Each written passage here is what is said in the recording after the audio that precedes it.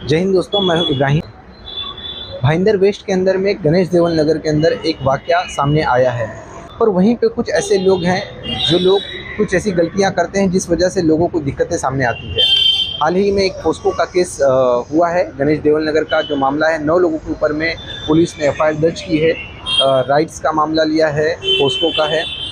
अब देखना यह है कि पुलिस अपना काम किस तरीके से कर रही है, क्योंकि जिस तरह से आए दिन कुछ ना कुछ कंप्लेंट होते रहती है।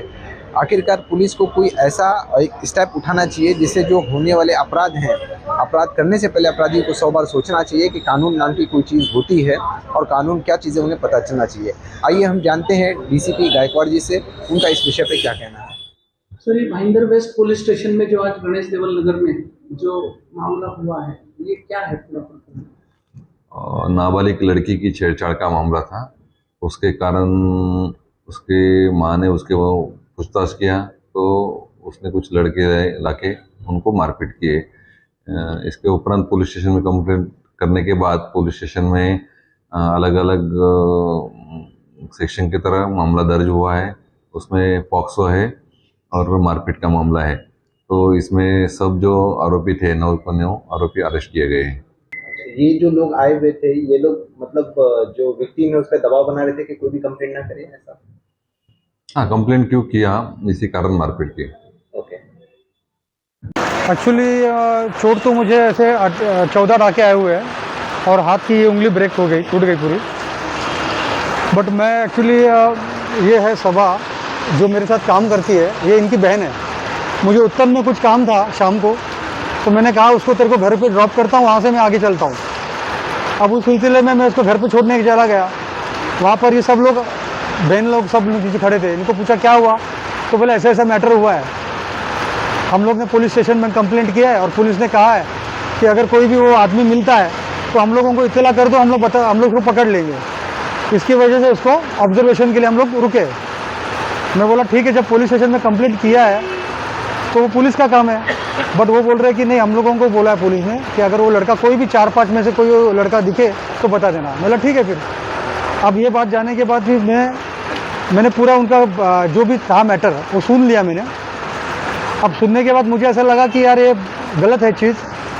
शायद हो सकता है कि वो जो आदमी है उनसे मैं बात करूं, जो लोग हैं इनके ग्रुप के, क्योंकि औरत लोग तो बात नहीं कर पाएंगे और उनके घर में तो कोई मतलब ऐसा इंसान वाला अपना मर्द आदमी तो था नहीं कि भाई, एक तो है वो बाहर सांता क्रूज में रहते, मैं बाहर रहता हूँ, या वो एक पिताजी है उनके 70+ है। तो मैंने सोचा अभी चलो भाई अपन बात कर रहे थे तो मैं समझा देंगे उसको कि भाई ऐसा मत करो, ये गलत चीज़ है। दुनिया का कोई भी कानून या कोई भी इंसान किसी लड़की को ऐसे छेड़ना, ये सब चीज़ गवारा नहीं करता है। ये समझाने के चक्कर में मैंने उनको पूछा, तो पूछने के बाद में उन्होंने बोला कि तुम कौन है, ये है वो है। बोला ठीक है, समझाने का काम मेरा है, आप लोग नहीं करो तो बहुत अच्छी बात है। और उसके बाद में मैं समझा कि अपने जगह पे आके बैठ गया। फिर 1-2 घंटे हो गए, मैं रुका वहाँ पर, इन लोगों की हलचल चालू थी। अब मैं उन्होंने बोला कि मम्मी ने कहा कि थोड़ा आए तो खाना खा के चले जाओ। मैं खाना खा के जैसे नीचे उतरा तो देखा तो सब लोग जमा है, हाथ में बम्बू सब लेके। अब ये औरतें जो थी वो चली गई आगे। अब मैं उनसे, मैं किसी को जानता भी नहीं हूँ, ना मुझे किसी का नाम मालूम है, और ये छेड़ने वाला आदमी कौन है वो भी नहीं देखा। और वो आदमी लोग या औरत से उलझने लगे और बम्बू लेके खड़े हैं। और मुझे ऐसा लगा कि वो लोग मारने आ रहे हैं। और बाकायदा मैं, एक आदमी ने तो हाथ भी उठा लिया, लेकिन मैं बीच में आ गया समझाने के लिए भाग के, तो किसी ने मुझे खींच लिया अंदर, खींच के मेरे पर मार धोना चालू करके। और मुझे मारते हुए देख के ये लोग बचाने आए तो इनको भी मारना चालू किया। मतलब महिलाओं के साथ भी मारपीट चालू थी? एक्चुअली महिलाओं के लिए ही वो लोग आए मारने के लिए। वो लोग ने सिर्फ मेरे को मारने का ऐसा कोई प्लान नहीं है। उनका बिगनिंग से है कि ये लोग मारना, उनको महिला और कोई फर्क नहीं पड़ता है। मेरा नाम हिना खान है, हिना फारूकी है। मेरी एक बेटी 14 साल की है, 9th स्टैंडर्ड में पढ़ती है। वहाँ पे कुछ लोग भाड़े पे रहते हैं और मेरी बच्ची को ना जून से बहुत परेशान कर रहे हैं उन लोग। एक ही इंसान है, उसको हमेशा परेशान करता है, ब्लैकमेल करता है कि तेरी मम्मी को बोल दूंगा। 2-3 बार उसको बोला, अगर तुम इससे नहीं मिलेगी तेरी मम्मी को बोल दूंगा। 2-3 बार उसने मेरे को कंप्लेंट भी की, मैंने उसे समझाया भी, 2-3 बार समझाया, मगर वो नहीं समझा। फिर 8 तारीख की रात में वो जा रही थी वहाँ से, तो उसके साथ फिर वही हरकत की उसने, और इस बार कुछ ज़्यादा ही किया उसने। कमर में हाथ डाल के उसको घर पे घसीटने चला। तो वो आई, मुझे बताई, बट मेरे घर में मेहमान थे इसलिए मैंने उस समय कुछ बोला नहीं। जैसे मेहमान चले गए तो रात हो गई थी, तो दूसरे 8 तारीख नहीं 9वीं तारीख को मेरी बहन छोटी वाली आफरीन खान वो जा रही थी दूध लाने, उसके साथ भी उसने सेम कमेंट किया, छेड़खानी की उसने। तो वो आके हम लोग को बोली, तो मैंने उससे जाके बात किया, भाई तू क्यों परेशान कर रहा है मेरे घर की बेटियों को, मेरी बहनों को। तो बोलता है मैंने कुछ नहीं किया, तुम्हारी बेटी मुझे बदनाम कर रही है, ऐसा बोला उसने। जब ऐसा बोला तो मैं बोली अब मैं नहीं चुप बैठूंगी, अब तुम्हारी कंप्लेंट पुलिस चौकी में करूंगी। तो बोलता है जाके कर लो, मेरे पास भी तुम्हारी बेटी के खिलाफ प्रूफ है, मैं भी प्रूफ करूंगा। तो मैं बोली ठीक है, जो भी है तो प्रूफ करना पुलिस चौकी में। तो मैं जब इधर आई तो उसको बोल के आई थी कि मैं जा रही हूँ, तो मेरी बहन और मेरी बेटी आमिना, मैंने उसको दोनों को लेके पुलिस चौकी आई।